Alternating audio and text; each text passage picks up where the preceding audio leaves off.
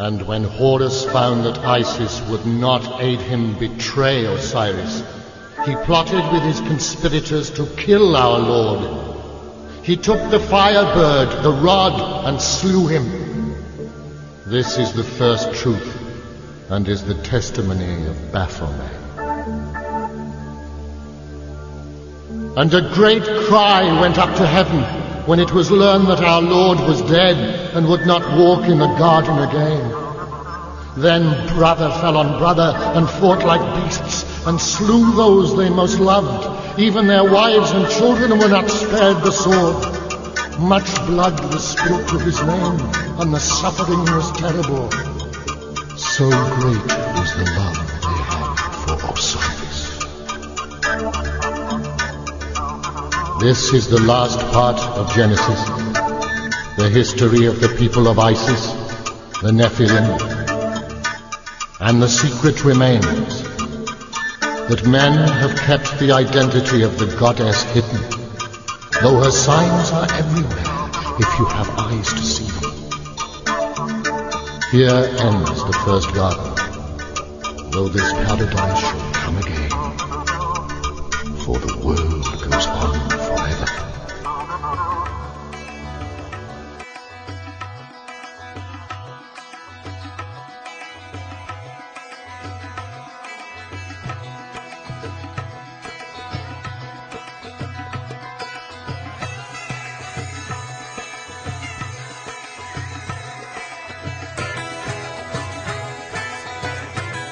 One scientist, I don't recall who it was, made an interesting comment that the universe is not stranger than you imagine. The universe is stranger than you can imagine. And the point being is that you haven't learned anything until you understand how the pyramids were built, the geometrics, the harmonics, the well-established mathematics. I don't see how anyone could possibly say that they are well informed about the modern day world and not realize the importance that this country has played in the development of Europe and the rest of the world. I remember someone saying a long time ago, always trust a person looking for truth. Never trust the one who's found it. The point being is that real divine truth is far, far out ahead of whatever we might begin to understand. Manly Palmer Hall, one of my very good friends, said in one of his lectures,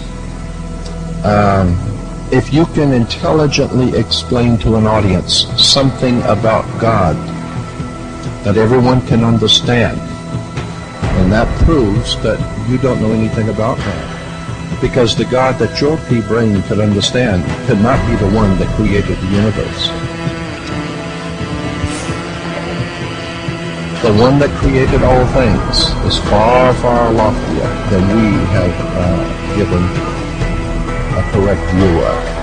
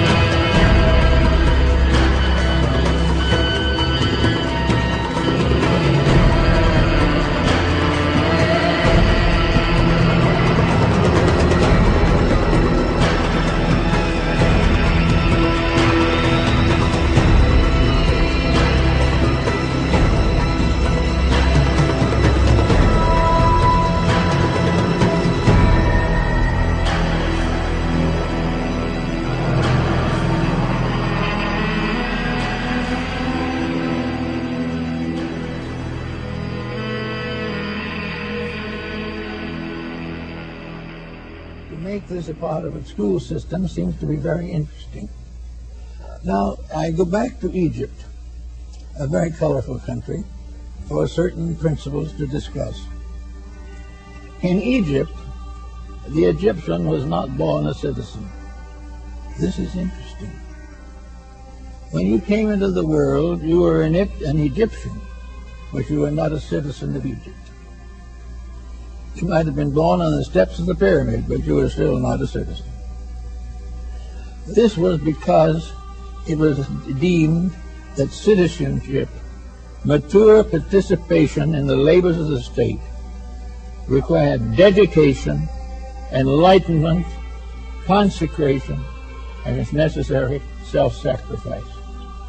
Now, children in Egypt, up to around 15, 16 years old, wore a child lock of hair.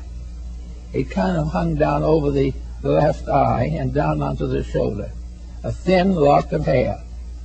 And this was called the child lock. And as long as that lock of hair was there, that person was not responsible for knowledge which he did not possess. He could not be blamed for mistakes that he did not know better than to make.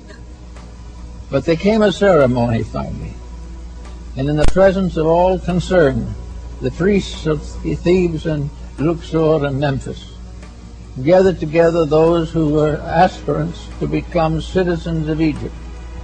And they had a great ceremony and invoked the gods and made these young people accept the responsibility of Egyptian citizenship. And from the records we still have of those old times, we get some key to what the instructions were.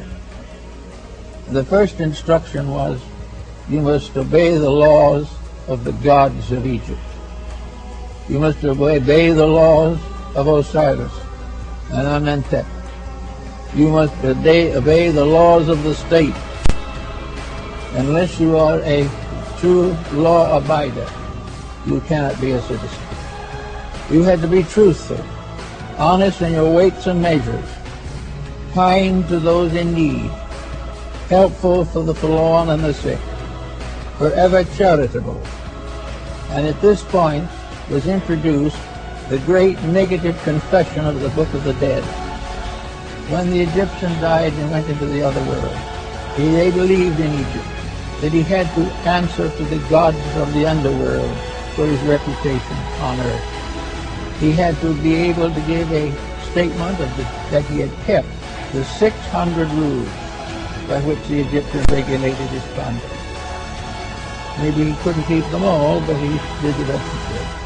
But he was working always under the pressure of being a good person, a dedicated person, and an Egyptian was an individual who could stand out upon all sides and prove that in every way he was trustworthy, honorable, honest, enlightened, and kind. After he had taken all these obligations so far, the little lock of hair was cut off, and the child became a man or a woman, became an Egyptian citizen, having the privileges and rights of a citizen. But without this bond, it could not happen. So let's move this forward into another type of world and see what we have here now. Supposing we had not here a citizenship by birth, but a citizenship by dedication.